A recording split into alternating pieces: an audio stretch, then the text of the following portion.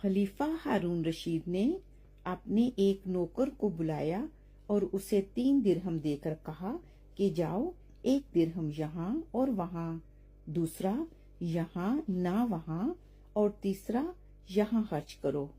नौकर दिरहम लेकर चला गया। एक मस्जिद तामीर हो रही थी। इसने 1 दिरहम इसे दिया। आगे गया तो एक मदारी तमाशा दिखा रहा था। इसने 1 दिरहम वहां दे दिया और 1 दिरहम के फल ले आया।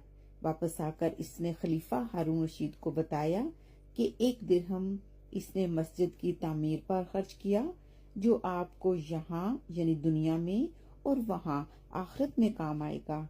दूसरा मैंने मदारी को दिया, जो आपके कहीं भी काम ना आएगा। तीसरे दिरहम के मैं फल ले आया, जो आपके यहाँ काम आएंगे।